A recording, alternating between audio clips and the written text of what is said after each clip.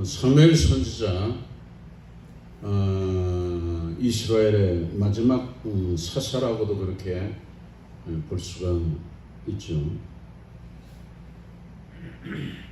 이 사무엘은 그 무엇보다도 신정정치라고 하는 것은 하나님이 친히 다스리는 그런 정치를 신정정치.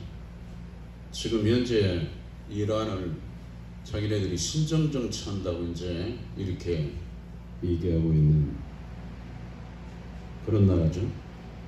신정정치에서 인정정치, 사람이 왕이 되어서 정치를 하는 인정정치의 연결 선상에 있었던 사람이 사무엘 선지자입니다.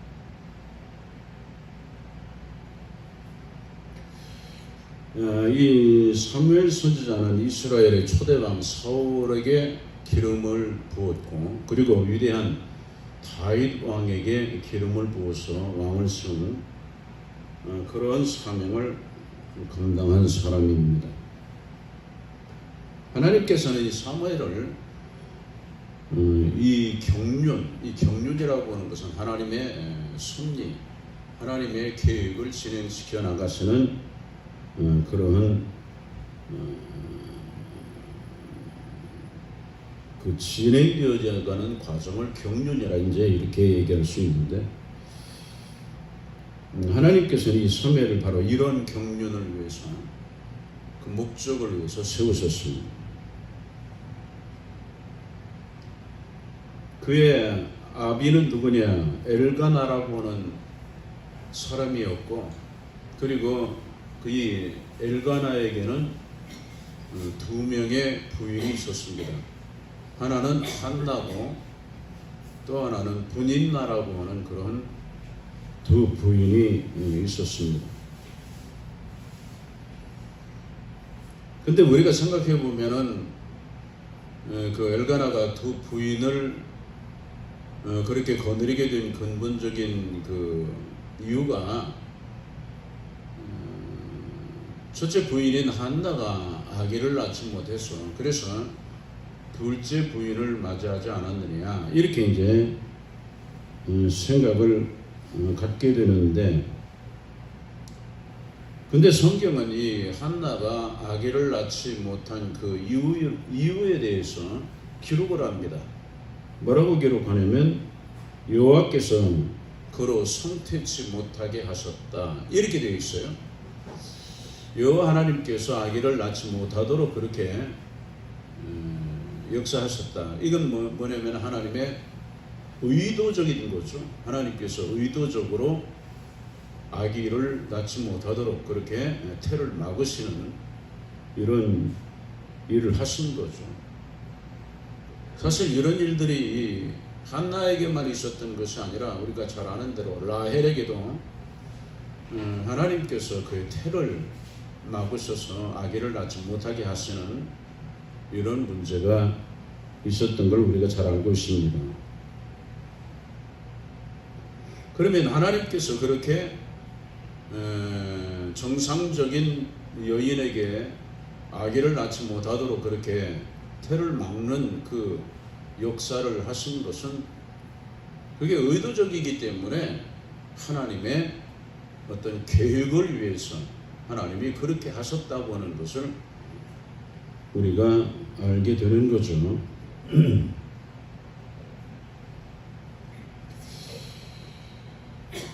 이렇게 한나로 하여금 아기를 낳지 못하게 이렇게 태를 막으시고, 하나님께서는 이 분인나를 격동을 시키십니다.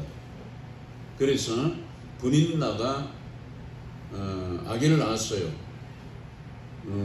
분인나가 아기를 가진 것으로 인해서 이 한나를 괴롭게 하는 이런 일을 하게 하신 겁니다.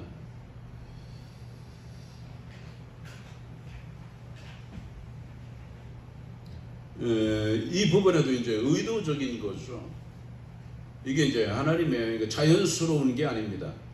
자연적으로 그렇게 된 게 아니라 하나님의 의도적인 계획에 의해서 이 사람들을 그렇게 사용해 가시는 것을 우리가 보게 된다고 하는 겁니다. 브린나가 이 한나를 격동시키니까 자식이 없는 것을 조롱을 합니다.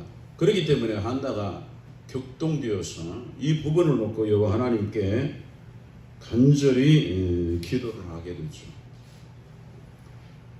아마 이런 격동시키는 일이 없었다면은 그 기도가 단순한 기도가 되었을지도 모르겠습니다. 왜냐하면은 이 엘가나가 그 한나를 대단히 사랑했기 때문에 그렇기 때문에 그 브린나가 격동을 시킨다고 해도 그가 크게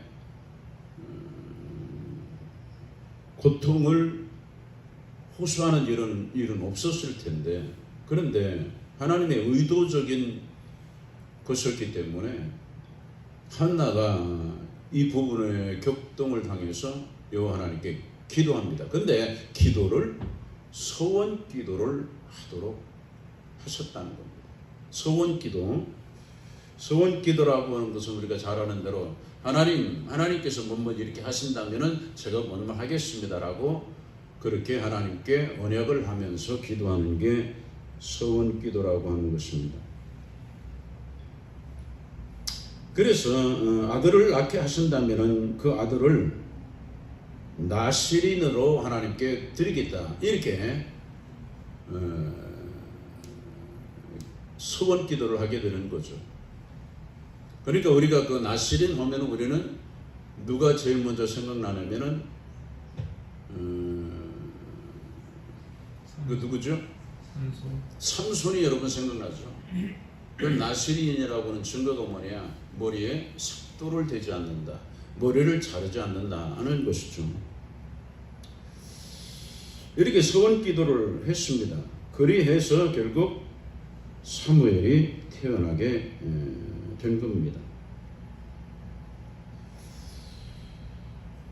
우리가 이제 이렇게 이것을 보면은, 그러면 사무엘이 태어나도록 하나님께서 의도적으로 그렇게 하셨다면은 사무엘이 태어남으로 인해서 되어지는 하나님의 계획이 있다고 하는 것을 우리가 생각을 하게 되는 거죠. 그러니까 사무엘이 태어나도록 하나님께서 의도적으로 그렇게 역사를 하셨다면은 하나님께서 이 사무엘을 통해서 뭔가를 하시려고 하는 이런 계획이 존재해 있었다 하는 것을 우리가 알게 되는 거죠. 그래서 이 사무엘 선지자를 통해서 하나님께서는 사사시대를 끝냅니다. 사사시대, 우리가 왕이 다스리는 게 아니라 사사가 나라를 다스린다고 하는 것이 아니라 실제적으로 그 이방에 의해서, 다시 말해서 가나안 족속들에 의해서 지배를 당해서 어려움을 겪을 때 이스라엘 백성이 하나님께 부르짖으면 그 중에서 이스라엘 백성 중에서 한 사람을 세우셔서 그 문제를 해결하는, 이것이 사사입니다. 이것이 상당히 오랜 기간 동안 진행됐습니다.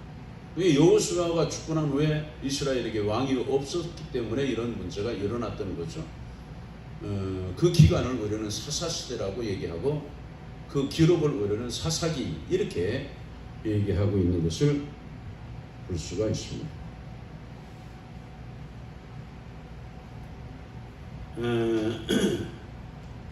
그리고 사사시대를 끝남과 동시에 이스라엘의 왕정정치 시대로, 다시 인정정치죠, 왕정정치 시대로 이것이 넘어가게 되는 겁니다. 왕정정치 시대로 이렇게 넘어가게 되는 이런 계기가 되는 거죠. 우리가 보면은 이 겉으로는 이겁니다. 이스라엘 백성들이 사무엘 선지자에게 와가지고 우리도 이방인들처럼 우리가 뽑은 사람이 왕이 되어서 우리를 다스리게 해달라고 요구를 하는 거죠. 요구를 하는 겁니다.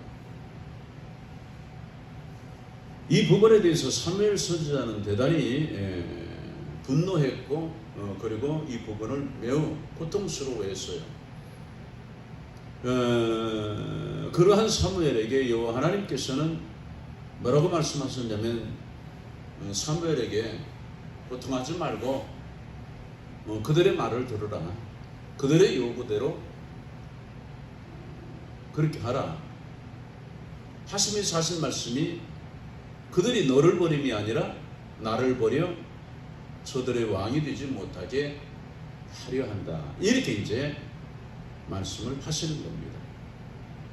사무엘 선지자가 이 하나님의 말씀을 듣고서 결국 하나님의 뜻에 의해서 한 사람을 세우는데 그가 우리가 잘 아는 대로 이스라엘의 베냐민 지파의 사울이라고 하는 사람으로서 소위 이스라엘의 초대 왕이 되는 그런 사람이 된 거죠.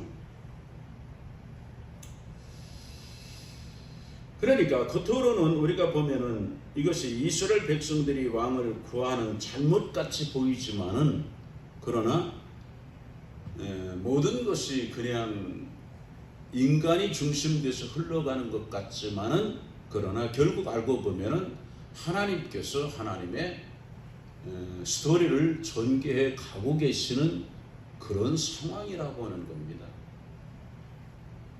여러분 이 말을 이해하시겠죠? 이게 우리가 이제 우리 삶에도 우리가 보는 게 이제 그런 겁니다. 겉으로는 인간이 중심같이 이렇게 표현이 되고 있지만은 우리에게 우연이 없고 모든 게 필연이라고 한다면은 그리고 우리에게 근본적으로 자유의지가 있는 것 같이 말하지만은 그럼에도 불구하고 하나님의 주권적 역사이기 때문에 알고 보면은 그 모든 것이 결국 하나님의 뜻을 이루어 가도록 진행이 된다고 하는 거죠. 이 부분을 사도 바울은 뭐라고 말했냐면 합력해서 선을 이룬다는 표현을 합니다. 인간의 측면에서 볼 때는 그것이 인간의 중심되어 가지고 되는 것 같지만은 결국에 그것은 하나님의 뜻을 이루기 위해서 진행되어가는 하나님의 섭리라 하는 것을 깨닫는다고 하는 것은 굉장히 중요한 부분이죠. 그렇기 때문에 하나님 안에서는 이미 신정정치에서 인정정치로 넘어가도록 그렇게 역사를 하시는 거죠. 왜? 그것이 하나님의 스토리라고 하는 겁니다. 그게 하나님의 스토리. 만약 그렇게 안 되면 계속해서 신정정치가 진행이 되어 가는 것처럼 그렇게 되어 간다고 하는 거죠. 이런 것들을 생각하고 발견하는 것은 굉장히 중요한 의미를 갖게 되는 겁니다. 그러려면은 그렇게 되는 어떤 상황들이 벌어져야 되는 거죠. 그냥 자연스럽게 되는 게 아니라 그러한 상황이 벌어지는 거예요. 그러면 그런 상황을 성경은 어떻게 기록하고 있냐면 사무엘 선지자의 아들들의 태도를 가지고 말씀을 하고 있다는 겁니다. 사무엘 선지자는 대단히 훌륭한, 태어남부터도 하나님의 계획에서 태어났었고 대단히 훌륭한 그러한 하나님의 사람이었음에도 불구하고 그 아들들에 대해서는 대단히 문제가 있는 것으로 기록이 되고 있다고 하는 겁니다. 여기 사무엘은 자기가 늙으니까 자기 아들들을 사사로 세웠어요. 사사로 세웠다고 여기 1절에 얘기하고 있잖아요. 장자의 이름은 요엘이고 차자의 이름은 아비야라고 하는 이 두 아들을 사사로 이렇게 세웠는데 문제는 그 아들이 그 아비 사무엘 선지자를 닮지 않고 그 행위가 대단히 바르지 못했다. 악했다는 거죠. 어떻게 악했느냐? 이익을 따라서 뇌물을 취하고 판결을 굳게 하는 이런 일들을 그 아들들이 했다고 하는 겁니다. 왜 이게 우리는 자연스럽게 그런 것이 존재하는 것 같은데 이 안에도 하나님의 섭리가 존재하고 있다고 보는 겁니다. 그러니까 이스라엘 백성들이 사무엘 선지자에게 와서 왕을 요구할 때 그 증거로 뭘 얘기하냐면 당신의 아들들은 당신을 닮지 않았다. 무식이 생기다. 우리 지도자가 될 수 없다. 당신의 아들들이 계속해서 사사가 되어가지고 계속해서 우리를 다스리는 이런 상황이 되는 것을 우리는 원치 않는다. 이렇게 이제 문제가 되었다고 하는 거죠. 이것을 5절에서 얘기하고 있습니다. 한번 보세요. 4절부터 볼까요? 이스라엘 모든 장로가 모여 라마에 있는 사무엘에게 나아가서 그에게 이르되 보소서 당신은 늙고 당신의 아들들은 당신의 행위를 따르지 아니하니 열방과 같이 우리에게 왕을 세워 우리를 다스리게 하소서라고 이렇게 얘기했다는 겁니다. 그러니까 이 이스라엘 장로들이 사무엘에게 와가지고 인정정치, 즉 왕정정치를 요구하게 된 원인이 뭐냐면 사무엘의 아들들의 부도덕한 그런 행실이었다고, 이것이 근거였다고 성경은 얘기하고 있다고 하는 겁니다.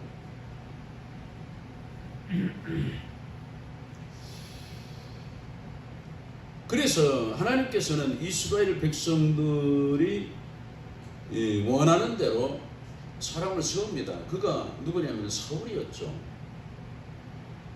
근데 사울이라고 하는 이 왕은 정말 허우대가 멀쩡한 사람이었습니다. 여러분이 성경을 보면 알지만은 그는 다른 사람 어깨 위에 하나 더 있을 정도로 건장했고요. 이스라엘 가운데 그만한 사람이 없을 정도로 대단히 용모가 훌륭했습니다.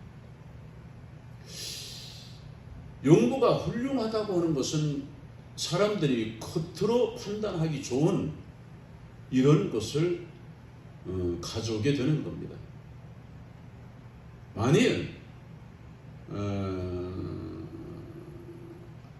사무엘 선지자가 세운 그 사울이라고 하는 사람이 용모가 보잘것이 없다, 그렇게 생각하게 된다면 이스라엘 백성들이 그것을 신뢰하지 못하는 그런 문제가 일어났겠죠.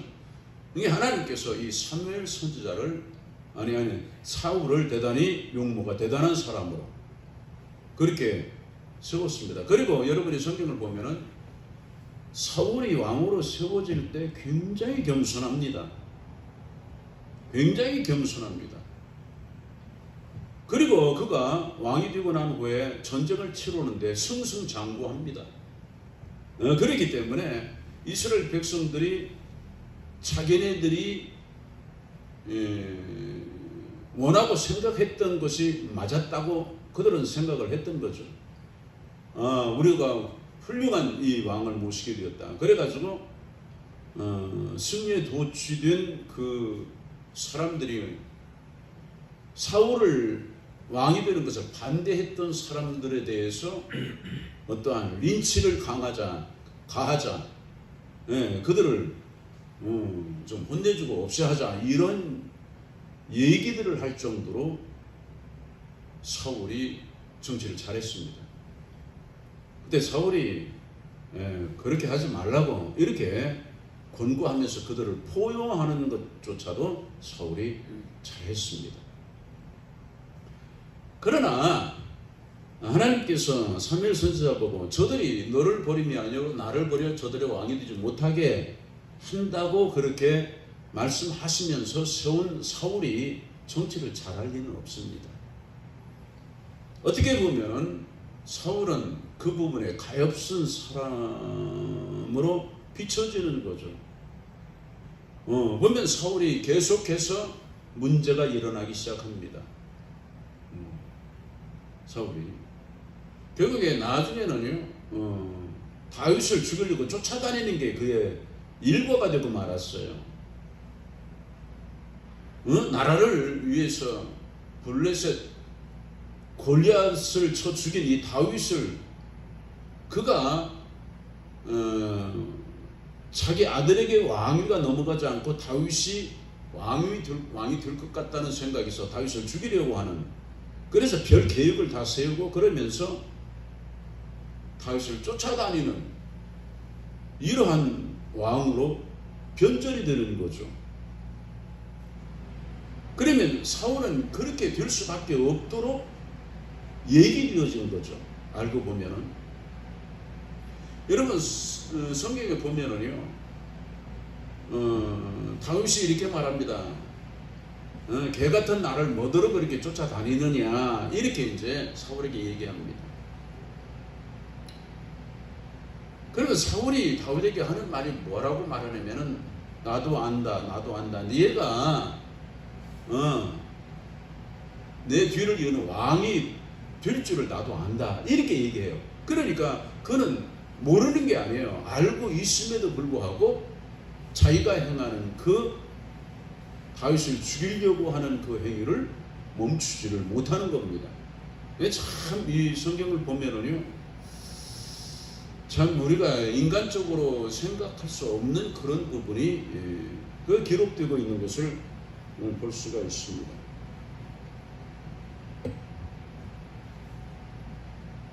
그래서 이것은 우리가 어떻게 봐야 되냐면, 인간적인 측면에서 그건 이렇게 진행되었구나, 인간이 결정하고 인간이 다 하는 것 같지만은 알고 보면은 하나님께서 하나님의 뜻을 이루기 위해서 그렇게 진행시켜 감으로 하나님의 스토리를 완성시켜 가고 있다고 하는 것을 우리가 알게 된다고 하는 겁니다.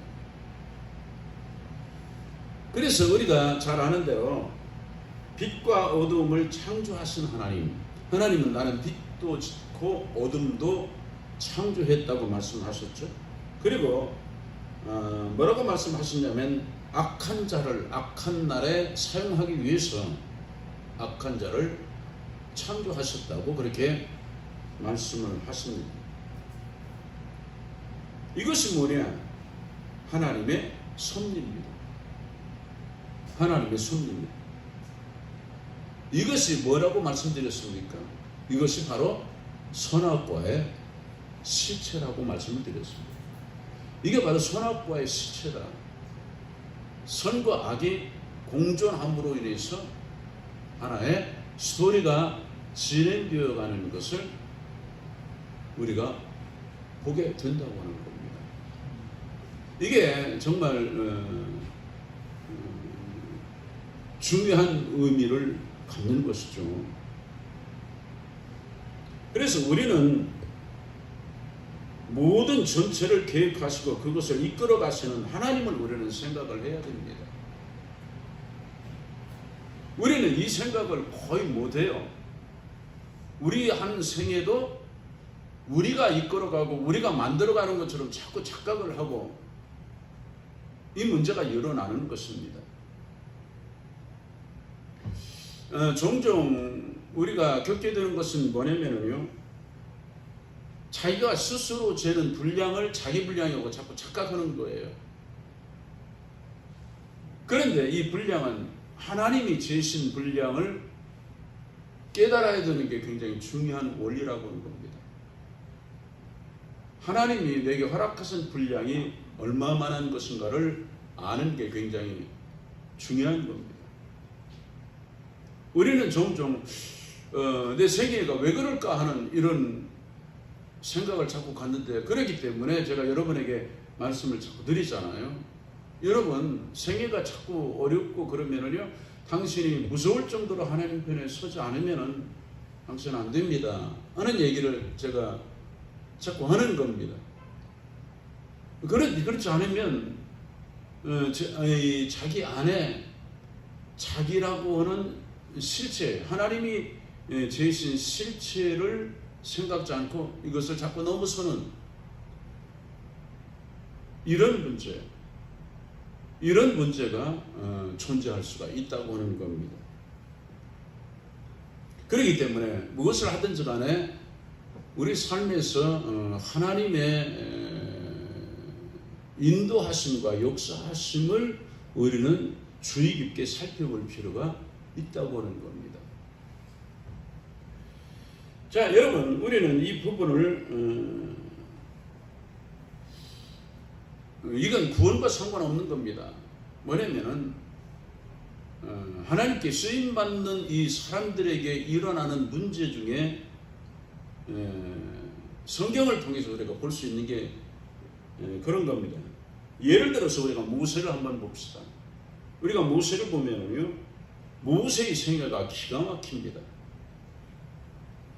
모세는 태어날 때부터 그는 생명의 위협을 느끼면서 태어납니다. 아들을 낳으면은 모두 나일강에 던지라고 하는 바로의 명령이 주어지는 상황에서 모세가 태어납니다. 많은 사람들이 실제적으로 나일강에 그 아기를 던졌을 겁니다. 나일강에 아기를 던졌을 거예요. 그런데 모세는 그 부모가 볼 때 대단히 그 잘생긴 그 모습을 가지고 태어났습니다. 아마 이 잘생긴 것도 굉장히 의미가 있는 것 같아요. 그렇기 때문에 몰래 감추고 이 모세를 키웁니다. 그때까지도 모세의 이름이 존재했느냐? 존재하지 않았습니다. 키웁니다. 그러나 결국에 더 키울 수 없는 이런 상황이 되자 갈대로 만든 상자 안에 모세를 담아서 그리고 그 갈대밭 사이에 놔둡니다. 그 갈대밭은 애굽의 그 궁에 있는 사람들이 와서 목욕을 자주 하는 곳, 그곳을 알고 있던 이 뭡니까, 그 모세의 어머니가 그랬든지 아니면 그 누나가 그랬든지 미리암이 그랬든지 하여간 거기 갖다 놓은 것입니다. 그런 상황이 아니면은 모세가 애굽에 들어갈 방법이 없죠. 그리고 우리가 이상하게 생각하는 것은 그때 핫셋 공주였는데 핫셋 공주가 그 모세를 발견하고 난 후에 이것은 이스라엘 백성의 아기라고 하는 것을 모를 리가 없습니다. 알잖아요. 그럼에도 불구하고 데려다가 자기의 아들을 삼는다고 하는 겁니다. 그리고 이름을 짓습니다. 물에서 건져냈다. 그래서 모세스라고 이름을 짓습니다. 모세스, 물에서 건져냈다고. 근데 이것이 히브리 말로는 모세가 되죠. 그러니까 우리가 영화 같은 데 보면은요, 모세라고 안 불러요. 모세스 이렇게 부르는 걸 보게 됩니다. 근데 모세라고 하는 말은, 모세스는 건져냄을 받은 자지만은 모세는 건져낼 자라는 이름이 되는 겁니다. 그래서 모세가 탄생하는 거죠. 근데 모세는 애굽에서 40년을 왕자로 자랍니다. 여러분, 가장 어두운 곳은 어디냐? 등잔 밑이죠. 등잔 밑이 가장 어둡죠. 우리가 성경에 보면은요, 엘리야 선지자를 하나님께서 어디로 피신해 보이냐면은, 아합 왕 이세벨이 그를 죽이려고 하니까 어디로 피신을 시키냐면은 시돈 땅으로 피신을 시킵니다. 시돈 땅은 바로 이세벨의 나라입니다.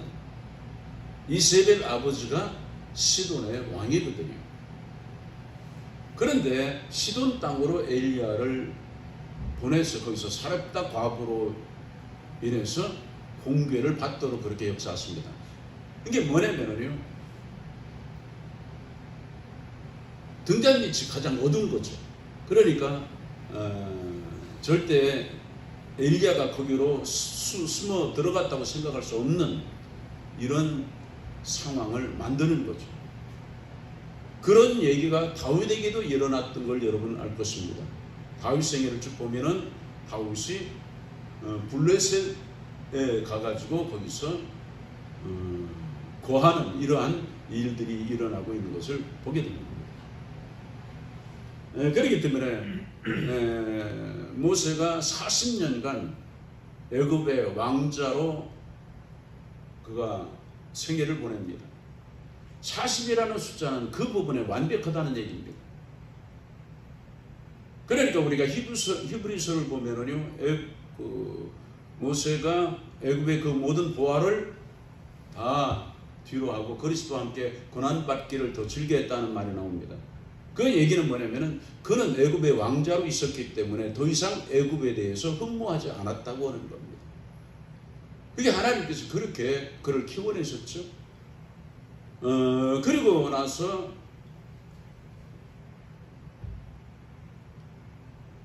모세로 인해서 한 사건이 일어나지 않습니까? 애굽 병사 한 사람을 죽인 것에 불과한 겁니다. 왕자가 애굽 병사 하나를 죽였다고 해서 그렇게 쫓겨날 일입니까? 그런 건 아니죠. 그런데 겨우 애굽 병사 하나를 죽인 것으로 인해서 쫓겨나고 죽음을 피해서 도망가야 되는 이런 상황이 벌어지는 겁니다. 이게 뭐냐? 모두 하나님의 스토리예요. 하나님의 스토리입니다. 그래가지고 미디안 광야로 갑니다. 가가지고 거기서 한 일이 뭐냐? 40년간 장인의 이드로의 양을 치는 일을 했다는 겁니다. 그가 애굽의 왕궁에서 40년간을 보낼 때는요, 애굽 사람들은 목축하는 목자들을 가증스럽게 여겼어요. 목축하는 것을 가증스럽게 여겼습니다. 왜냐하면 이 짐승들이 그들의 신들이었기 때문에 이 목축을 가증스럽게 여겼던 겁니다. 그렇게 40년을 왕자로 보낸 그가 미디안 광야에서는 목축을 하면서 40년을 보내는 거예요. 그리고 80세가 되었어요. 그때 여호와 하나님께서 그를 불러냈을 때 모세는 기가 막힌 거죠. 근데 이게 모세가 생각했던 40살 때 자기가 이스라엘을 구속하겠다, 구원해내겠다고 생각했던 것은 모세가 스스로가 생각한 잘못이었죠.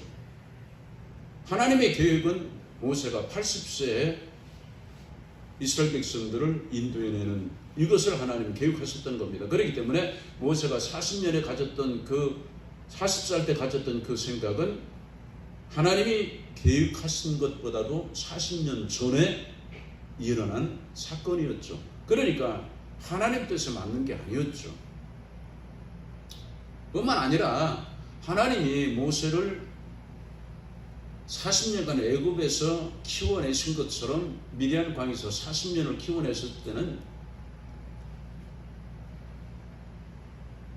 애굽에서의 40년은 자기 자신에 대한 완성입니다. 그래서 사도행전은 그를 이렇게 표현합니다. 그는 말과 일에 능했다, 이렇게 되어 있어요. 그러니까 애굽에서 최고의 학문을 배웠고 최고의 문화를 겪었고 최고의 것을 40년 동안 그는 배우게 된 거죠. 그래서 그것이 완성됐습니다. 이제는 뭐냐? 남을 다스리는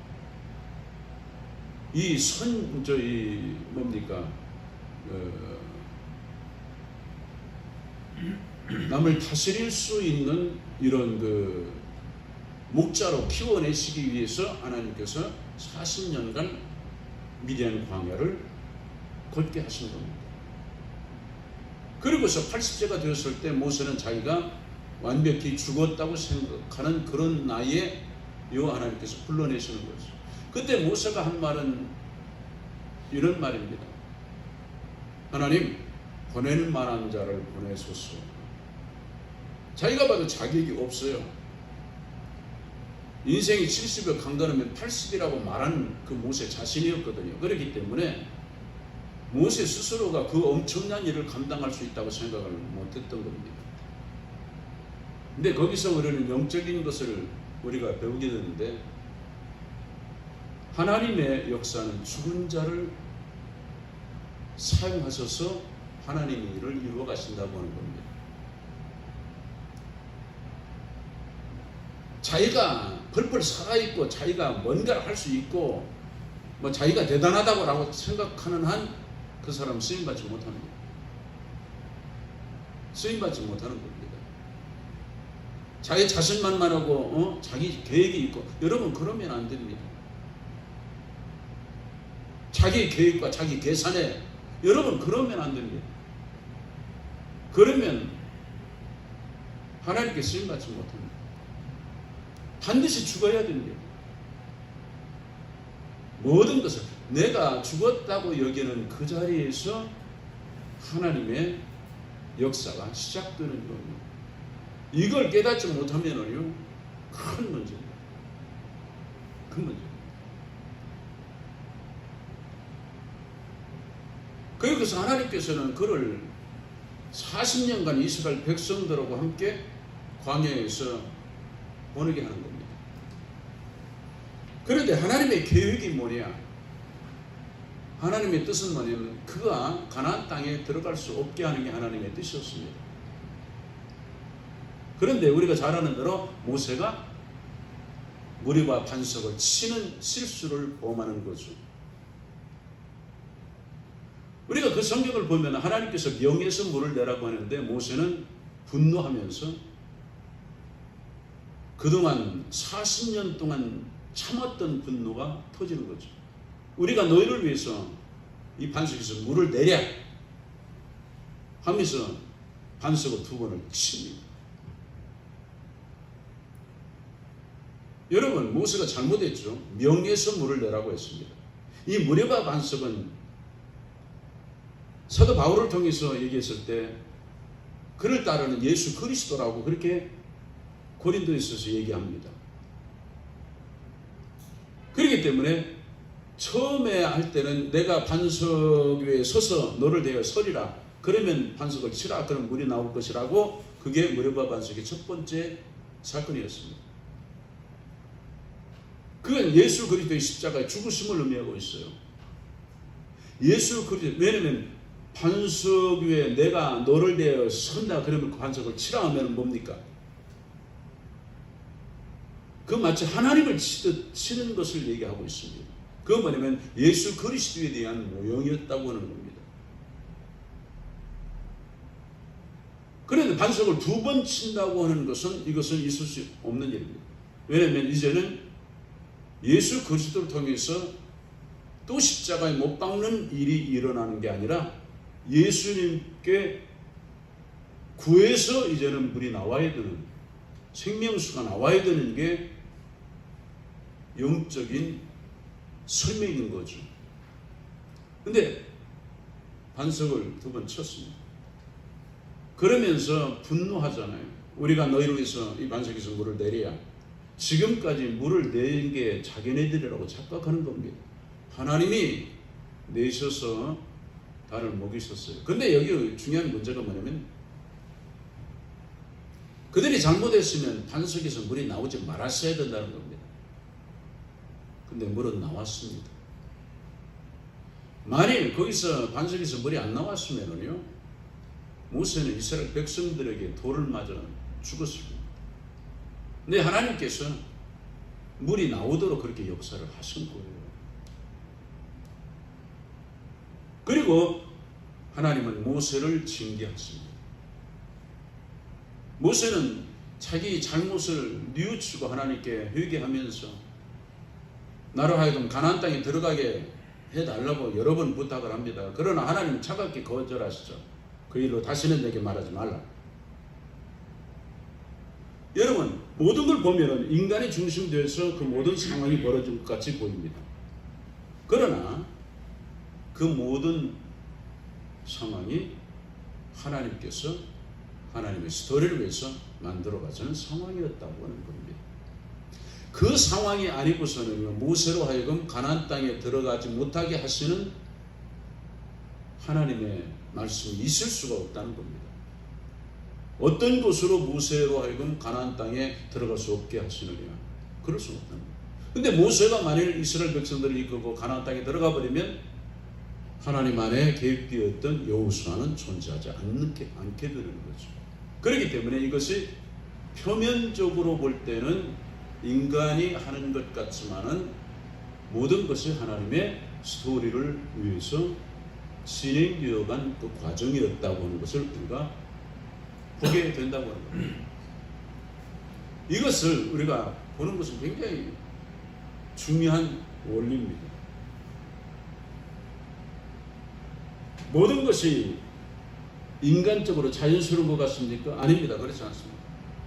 하나님께서는 반드시 개입하시고 그리고 하나님의 스토리를 만들어 갑니다. 우리가 우리의 생애의 스토리를 만들어 간다고요? 여러분 그러지 않습니다. 하나님께서 그것을 만들어 가고 계신다고 하는 것을 우리가 기억할 필요가 있어요. 그래서 이 모든 부분을 하나님과 연결을 시켜서 생각하는 이 생각을 갖는 게 그리스도인들이 가져야 될 중요한 태도입니다. 훌륭한 목사님들은요, 인간의 자유의지를 거부합니다. 하나님의 주권적 역사라고 하는 것을 인정하지 않을 수가 없다고 하는 겁니다. 하나님의 주권적 역사였다고 하는 겁니다. 그러니까 하나님의 주권적 역사이기 때문에 우리는 하나님의 은혜를 말할 수가 있다는 겁니다. 그렇지 않으면 우리가 믿음을 고사하고 우리가 어떤 것을 해서 이렇게 얘기하면서 인간이 어떤 것을 함으로써 그 일을 이뤄낸 것처럼 생각하는 이런 문제가 일어난다는 겁니다. 우리는 이런 문제에서 우리는 삼손을 우리가 이 부분을 그냥 집약해서 조금 보고 이제 말죠. 이것을 왜냐하면 펼쳐놓기 시작하면 굉장히 광범위해지니까. 삼손을 보세요. 삼손은 태어날 때 하나님의 능력을 입고 태어났습니다. 나실인으로 그가 태어났죠. 태어났습니다. 그런데 그가 블레셋 여인을 사랑하게 된 거죠. 그가 어느 날 블레셋 지경으로 가가지고 블레셋 여인을 보고서 거기에 홀딱 반해버리고 맙니다. 그리고서 집에 와가지고 그 아비 보고 부모에게 하는 얘기가 뭐냐면은 내가 블레셋 여인을 사랑하니까 그 여인과 내가 결혼할 수 있도록 그렇게 해달라고 부모를 조르기 시작합니다. 그때 부모가 그렇게 얘기하는 겁니다. 아니 이스라엘에도 여자가 많은데 왜 하필이면은 블레셋 여인이냐. 근데 그 당시 사사시대이기 때문에 이스라엘 백성들이 블레셋의 지배에 놓여 있었던 상황이었습니다. 그리고 삼손 자체가 사사예요. 근데 사사가 뜬금없이 블레셋 여인을 사랑해서 나 그 여자하고 결혼하고 싶다고 이런 얘기를 하니까 그 부모가 놀라죠. 아니 왜 그런 생각을 하냐는 거죠. 이스라엘에도 이쁜 여인이 많은데. 근데 성경은 뭐라고 했다고요? 전에 말씀드렸죠. 삼손으로 하여금 블레셋 여인을 사랑하게 한 그 근본이 어디서 왔느냐. 하나님께서 블레셋을 삼손으로 하여금 치게 하시려고 하나님이 그렇게 계획하신 것을 그 부모는 몰랐다. 이렇게 얘기가 되어지는 거죠. 그렇지 못하면 모든 것이 삼손이 지금 잘못 생각하고 잘못 결정하고 그렇게 해서 그런 어처구니 없는 결정을 하는 것 같이 그렇게 보이지만은 그게 아니라 하나님께서 삼손으로 하여금 그 블레셋 여인을 사랑하게 한 것은 하나님의 뜻이었다고, 그걸 빌미로 해서 블레셋을 치게 하기 위한 하나님의 계획이었다고 그렇게 말씀하고 있다고 하는 겁니다. 여러분, 이런 게 굉장히 중요한 문제입니다. 그렇기 때문에 제가 여러분에게 그런 말씀을 드리잖아요. 모든 게 사람이 중심인 것 같지만 모든 것 가운데 하나님께서 섭리하시고 하나님의 스토리를 그들을 통해서 만들어가고 계신다 하는 얘기를 제가 말씀을 드리는 겁니다. 자, 이 삼손에 대한 얘기도 그렇게 간단하게 끝내죠. 여러분이요,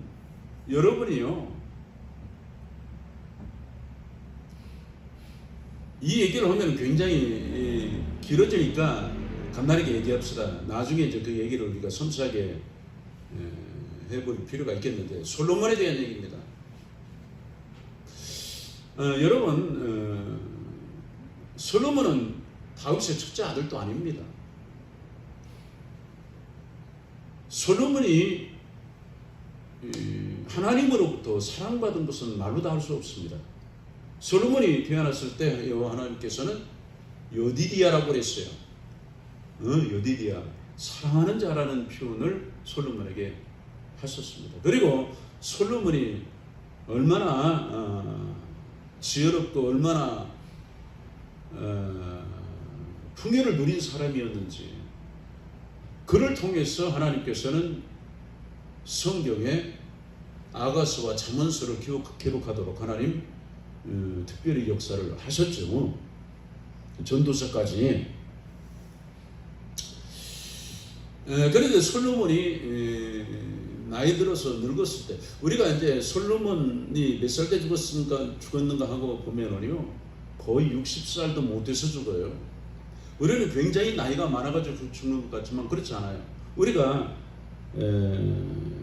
다윗을 보면은요, 다윗의 치세가 약 40년밖에 되지 않습니다. 40년. 그리고 솔로몬은 약 39년 이 정도밖에 되지 않습니다. 우리가 다윗이 나이가 너무 들어서 이불을 덮어도 따뜻하지 않고 추웠다, 그래서 그 옆에 아비삭이라고 하는 어린 동료, 이쁜 여자를 거기에 함께 있게 했다고 하는 게 성경입니다. 근데 뭐 그때 나이가 한 70여 살 정도 밖에 되지 않았던 때였어요. 우리가 솔로몬 하면 굉장히 나이가 많은 걸로 이렇게 생각하는데 거의 한 59세 내지 60세 정도가 그의 생의 마지막입니다. 그런데 여러분 잘 알지만 솔로몬이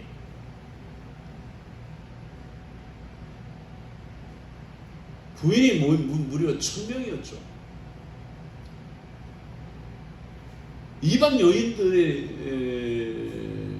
말을 듣고서 그 우상들을 세우고 산당을 짓고, 여호와 하나님께서 그리 하지 말라고 두 번이나 말씀하셨음에도 불구하고 말을 듣지 않고 우상을 섬기는 이런 일을 솔로몬이 했단 말이죠.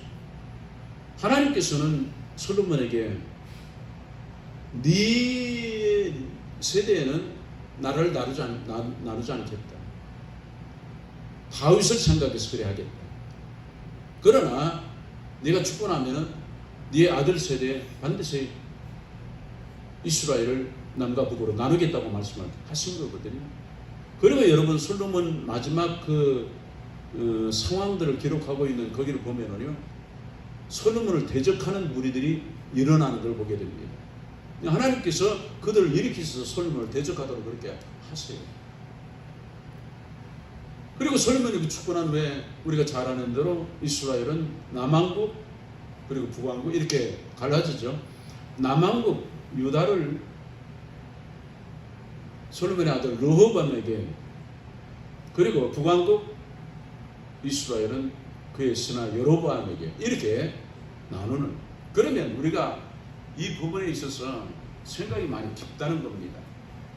많은 사람들이 솔로몬은 과연 구원 받았을까 이런 얘기까지 하고 그렇습니다.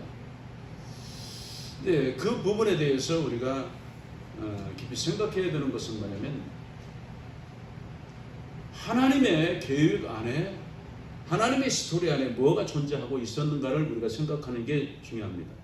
그게 뭐냐면 남왕국과 북왕국을 가르는 것이 하나님의 계획 속에 있었다는 겁니다.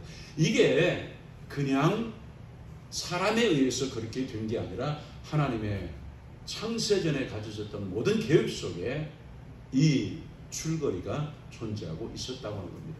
그러면 이것을 만들어내는 하나의 과정이 존재할 수 있다는 겁니다. 그게 뭐냐? 솔로몬의 이러한 행동이었다고 합니다. 이해하십니까? 이해할 수 있어요? 이해하기가 쉽지가 않아요. 그럼에도 불구하고 전체를 하나님의 스토리로 보고 하나님의 뜻으로 볼 때 우리는 그것을 솔로몬을 한 생애를 어디에 포커스를 맞추느냐, 근본적으로 거기에 포커스를 맞추면은요 솔로몬은 구원받지 못했다 뭐 이런 얘기가 나올 수 있죠. 그러나 알고 보면은 솔로몬은 예루살렘 성전을 건축하고 솔로몬의 생애는 거의 그 생애 반절 왕위에 있는 반절 정도가 거의 건축을 하면서 생애를 보내고 있는 것을 볼 수가 있습니다. 그리고 솔로몬으로 하여금 하나님께서는 이 세상에 어느 누구도 누릴 수 없는 최고의 것을 누리게 하시고, 그리고 그에게 하나님께서는 이 세상에 어떤 사람도 가질 수 없는 그 지혜를 주시는 겁니다. 그 이유, 목적은 뭐냐? 솔로몬을 위한 것이냐? 아닙니다. 그것은 하나님께서 전도서, 잠언서, 아가서, 그리고 시편 이런 것들을 기록하게 하시기 위한 하나님의 뜻이었다고 하는 겁니다. 솔로몬은 그렇게 하나님께서 사용하신 사람이었다고 하는 겁니다. 이해하십니까? 솔로몬 아니고서는 그만한 지혜를 말할 수 있는 사람이 존재하지 않고 솔로몬만큼 많이 누리지 않고서는 헛되다고 말할 수 있는 그 사람이 없다고 하는 겁니다. 최고의 것을 다 누린 그 사람이 헛되다고 했을 때 이건 헛된 것이라는 겁니다. 이것을 하나님께서는 그렇게 인도에 가신 거라는 겁니다. 이게 하나님의 스토리입니다. 하나님의 스토리. 우리는 또 보면은요 엘리 제사장이 있고 그리고 홈리와 뷰나스가 그 아들이잖아요. 그런데 이들이 한날에 죽어요. 한날에 죽어요. 근데 이들이 죽지 않으면 어떤 문제가 일어나냐? 사무엘이 하나님의 사람으로 세워질 수가 없는 상황이 됩니다. 이해가죠? 그렇기 때문에 이들도 죽을 짓을 해요. 엘리와 그리고 홈리와 비누아스가. 그래서 저들을 하나님께서 한날에 죽이기로 아주 작정을 하셨다고 그렇게 기록이 됩니다. 엘리는 실제적으로 그 두 아들에게 너희들 그렇게 하면은 어떻게 하느냐, 사람에게 잘못했으면 사람에게 용서를 빌고 이렇게 되지만 너희들이 잘못하는 건 하나님에게 지금 잘못하는 것은 그럼 누구에게 용서를 빌 수 있겠느냐, 그렇게 말하고 있는 걸 보게 됩니다. 그런데 성경은 뭐라고 말하냐면 엘리가 하나님보다도 아들들을 더 사랑했다 이렇게 표현을 하고 있어요. 그리고 이들이 말을 안 듣잖아요. 아비 말도 안 들어요. 안 듣는 것을 성경은 뭐라고 말합니까? 하나님께서 그들을 죽이기로 작정하셨기 때문에 그들이 그 말을 듣잖아요. 이게 참 우리가 깊이 생각해 봐야 되는 겁니다. 저 사람이 망하려면요 완고해져요. 저 사람이 망하려면 완고해져요. 하나님 말씀을 절대 안 들어요. 다른 사람 말도 안 들어요.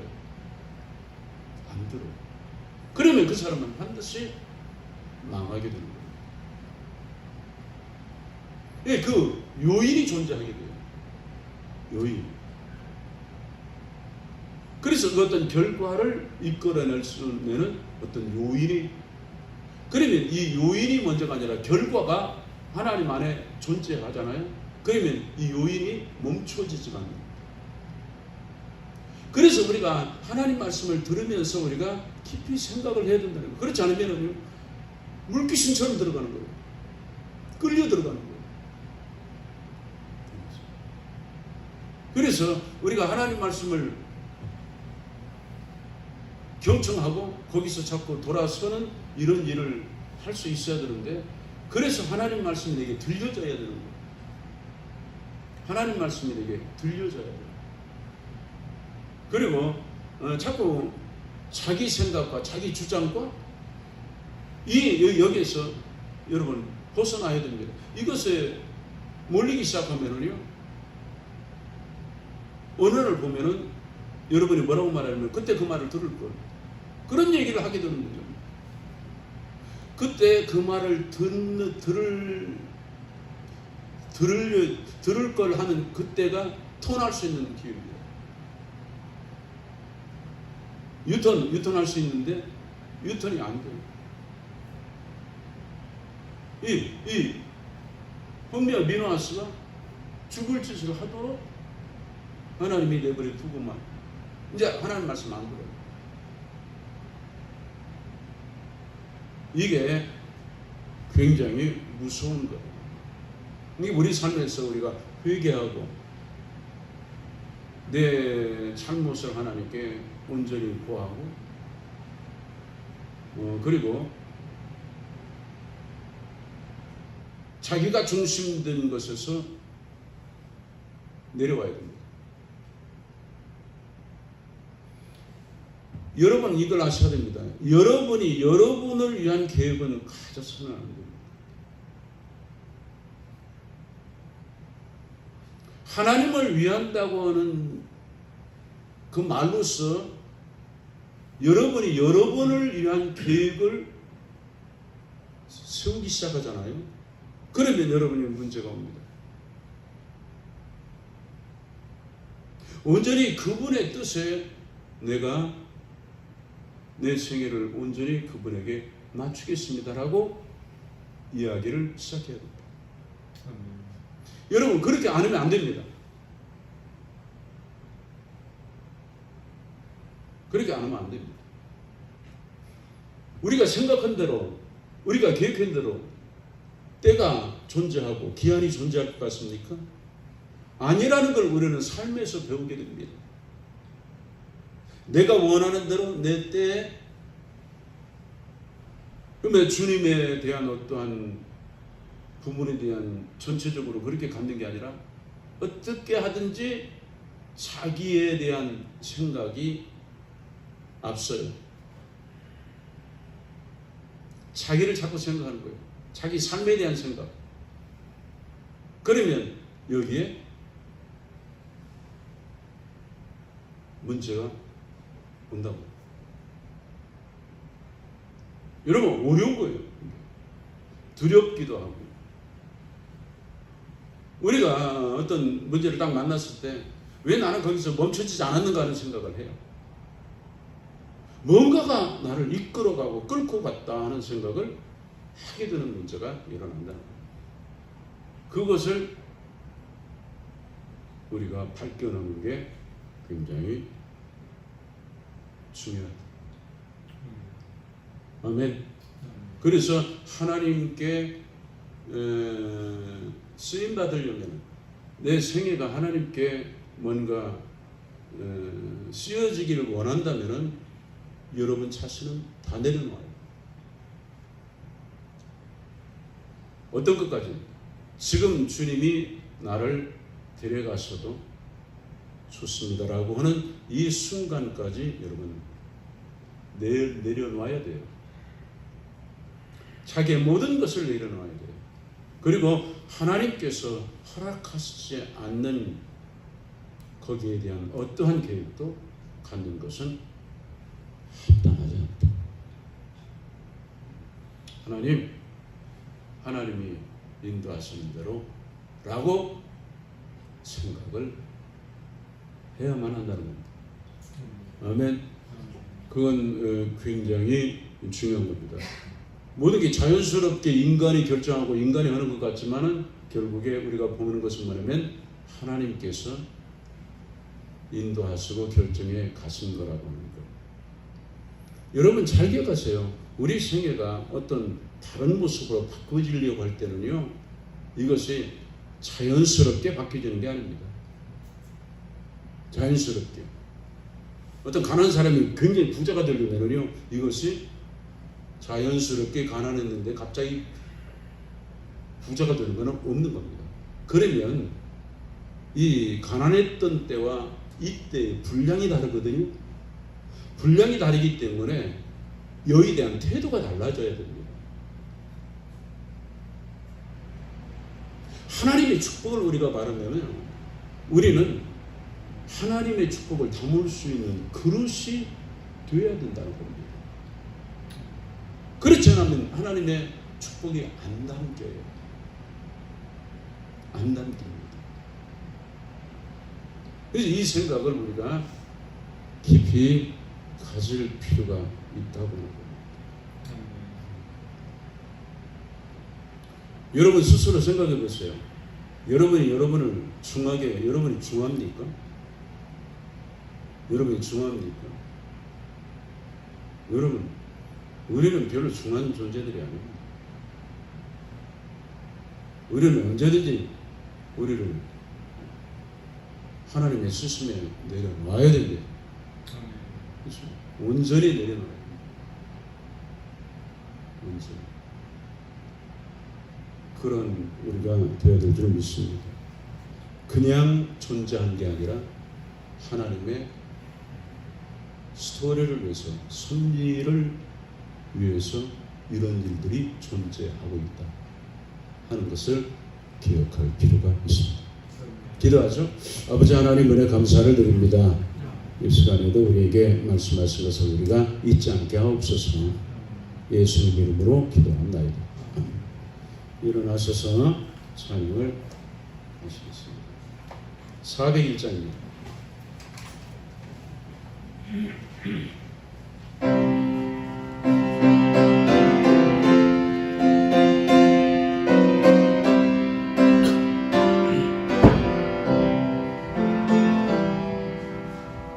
주의 곁에 있을 때 마음이 든든하오니 주의 내가 살 동안 인도하여 주소서.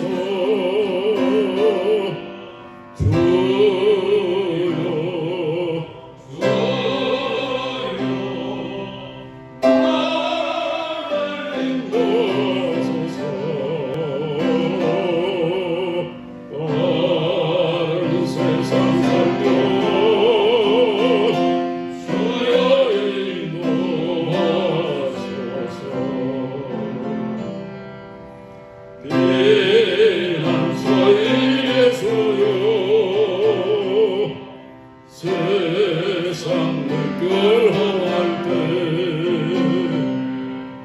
그 시를 내려보소. 나를 숨겨주소서. 주여 주여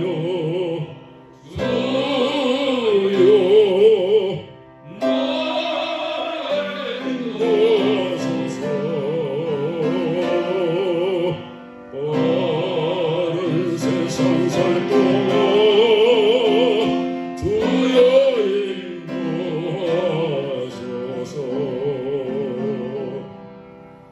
세상 풍파 지나고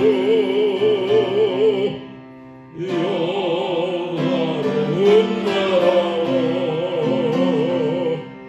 눈물 없는 곳으로